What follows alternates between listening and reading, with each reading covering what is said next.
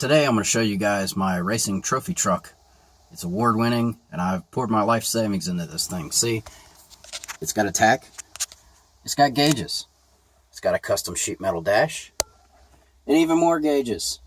And you can't forget the Bill Elliott hat from 1988. Yeah, come on, let's go.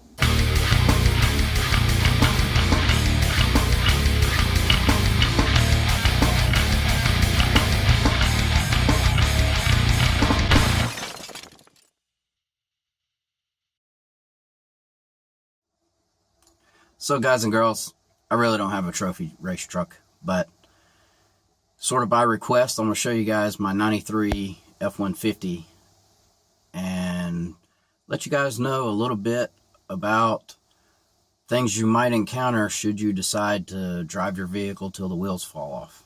Now, thankfully, I've kept the wheels on this truck so far, but we're going to go over some of the issues, and I'll show you the truck as well. So we'll start off.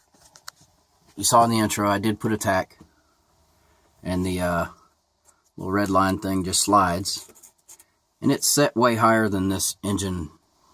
I don't even think the computer will let it go up to 5. I think it only goes to 4 before it kicks in, but honestly, I've never gotten it past 2.5. Like I said, it was a 93 F-150. It's got 286,000 miles on it.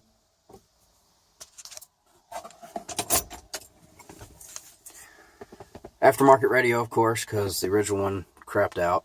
I did put some more gauges down there. Oh yeah, and as a bonus, I didn't clean it for you guys. So there you go. That's because I won the Baja 1000. So also this piece came off, which I don't know why I still have it in here. Obviously that doesn't stay on there. That's what was there. You can see the plastic busted all in there. So I took my piece of sheet metal, drilled a hole in it, bent it up, and it's holding the dash on there pretty good.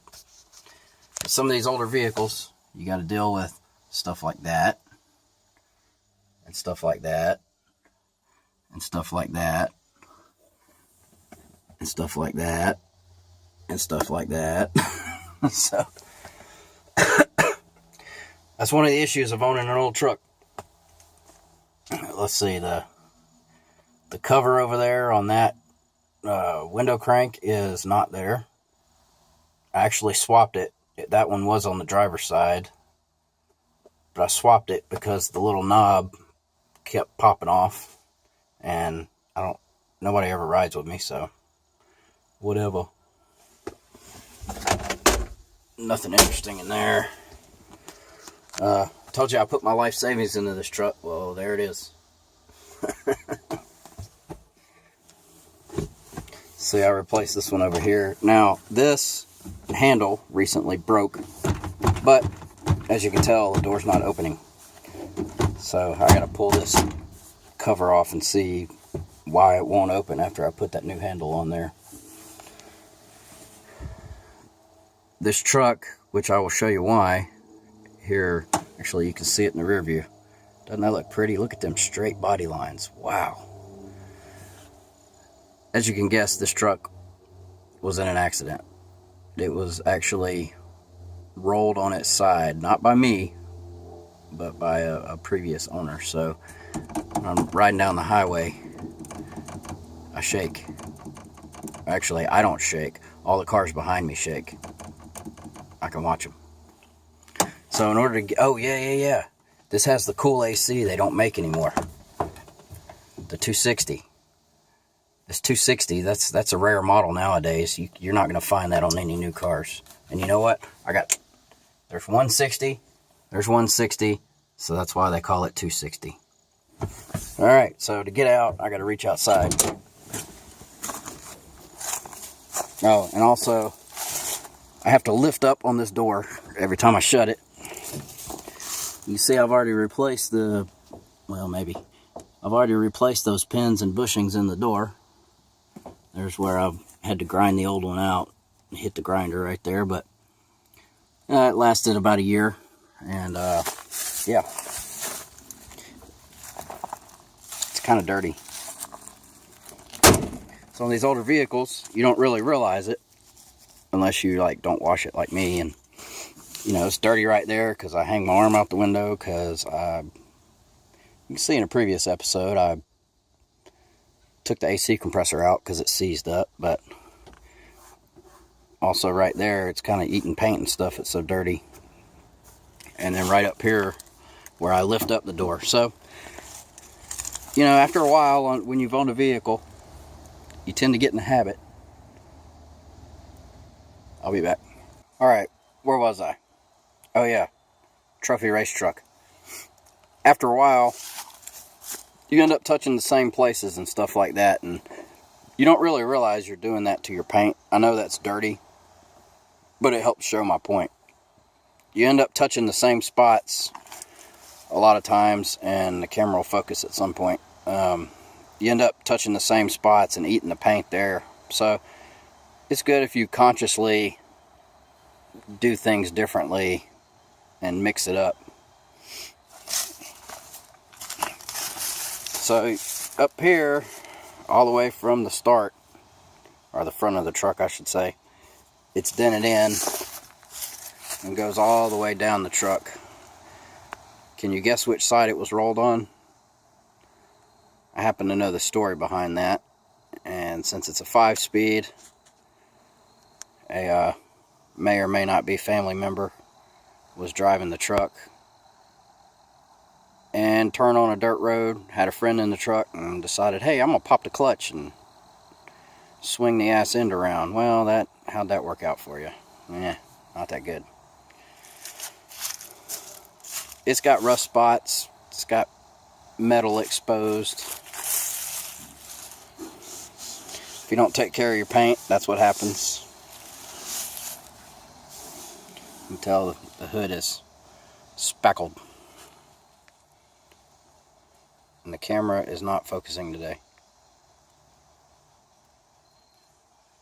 The leaves are a bonus for you guys as well as not cleaning it. This piece of trim right here, I guess just from vibrations, it pops out like that. So every once in a while I got to come by and just hit it a couple times. It goes back in. Now don't get me wrong guys, I'm not complaining about this truck at all. I've had this truck for 6 years I've been driving it.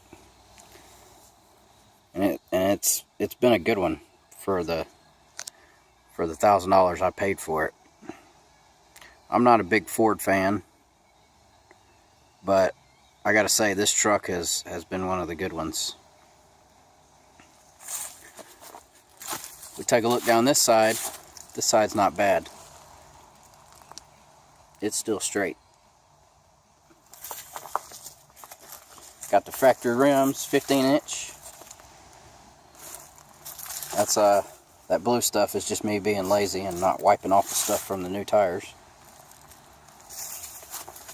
I got the step right here for the passenger.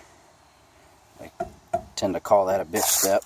It just gets in my way when I try to put it on the lift. But I leave it on there anyway. I got stuff growing on my truck. It travels with me. They're my buddies. I really need to wash this thing or something. I took my toolbox out. That toolbox right there. And also you can see the tailgate, which is kind of messed up as well. Let me walk over here and check it out real quick. So when it spun around, it hit a tree that was cut, and that's what it hit and kind of flipped the truck and messed up this whole tailgate. Now this tailgate was on there. Like I said, I took my tailgate off. I took that toolbox out last time I went to the camp because I had to pull that trailer back and wanted to take my four-wheeler. It's got these nice diamond plate looking guards on it. There's There's my Chaos Garage things I printed a year ago and never used. It bent this bumper a little bit. And I don't know if this bumper is a stock option or not. I'm assuming it might be. It does have a sticker on it. MasterGuard. So, I don't know. This is some custom work my dad did. You know, that's how the lights are supposed to look. And on this side, where it's all beat up, trailer lights. And they work. And I've actually talked to the sheriff, and he says, hey, it works. Never had a problem. And believe it or not, that tailgate does fit. The bed liner's kind of scuffed up, but it's a truck. I mean, come on. I mean, when you're out racing the Baja 1000, you got tons of gear and spare tires and all that stuff back there. I mean, it's bound to scratch some paint or something. I mean, geez.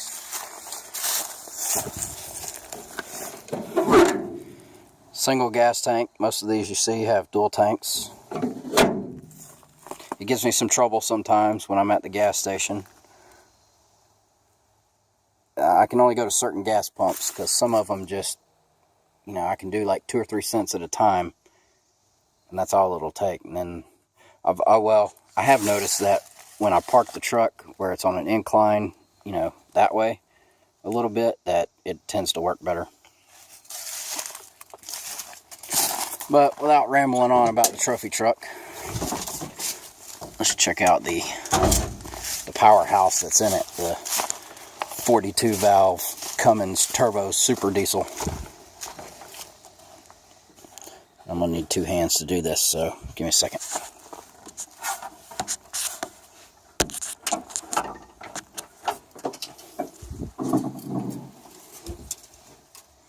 Alright, that is 4.9 liters of Fury. It's the engine bay on my 93 F-150. I think I hear a deer in the woods again. Or squirrels. So, brakes are soft. I don't know if I got an air bubble in the line or what. You can see down in there, right there, is the oil pressure switch that goes to the dash. And if I had a flashlight on me, I'd show you that tube right there is actually connected in there.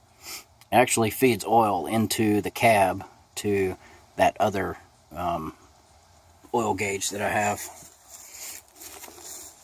Power steering doesn't leak, doesn't make much noise.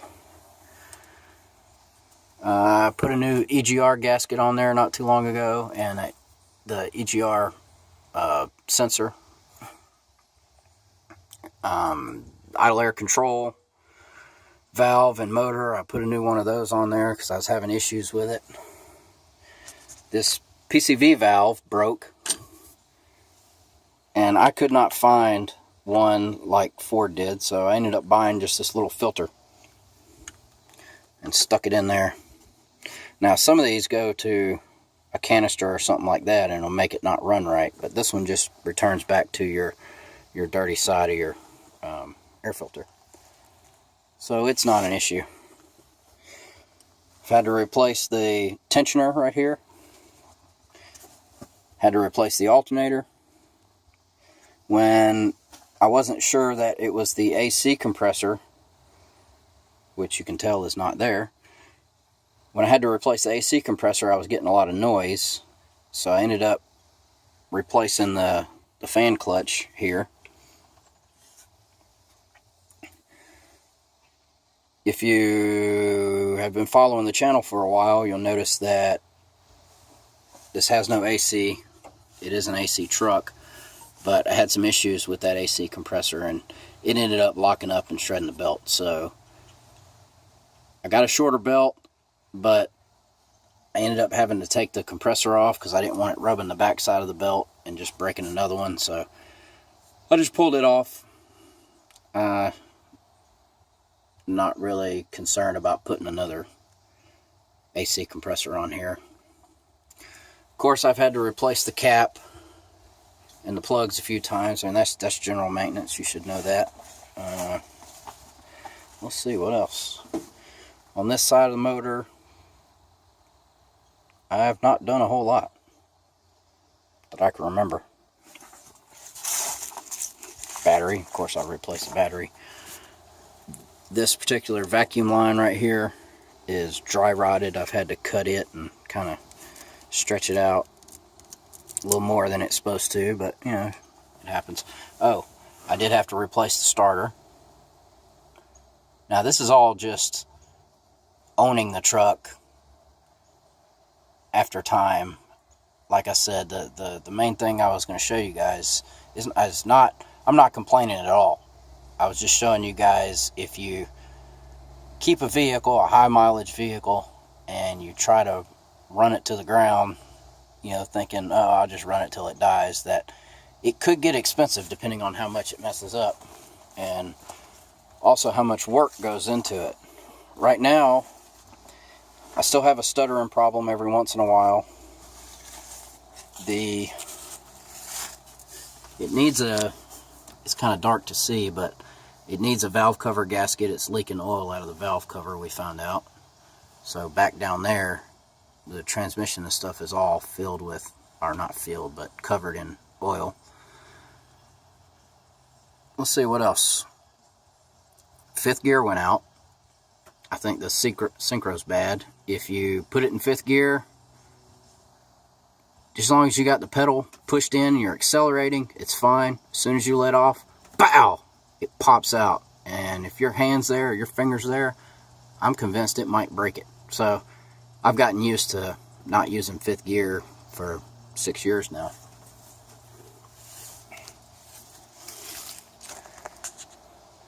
Now, the firing order is written right there. That's my dad's handwriting, because with having 286,000 miles at 216, prior to me owning the truck, my dad rebuilt this engine, or pretty much the top end. He said it dropped a valve. So there you go. That's another thing you got to deal with. But that's pretty much it. That's the tour of my 93 F-150, 4.9 liter V6, 286,000 miles. My trophy race truck, Baja 1000 winner, all that good stuff. And I've got nothing else to say about it. So hope you guys enjoyed it. Hope you learned a thing or two before you decide to keep a vehicle forever. If you do, make sure that you're prepared to work on it and keep it up. Appearance wise, I don't do a whole lot on this truck, but I try to do what I can as far as maintenance and all that stuff to keep it running good. I only paid $1,000 for the truck, and I've gotten 6 years out of it. So I've definitely got my money's worth out of it. And it's definitely time to start thinking about something else. So like, comment, share, subscribe, and we'll see you next time on Chaos Garage.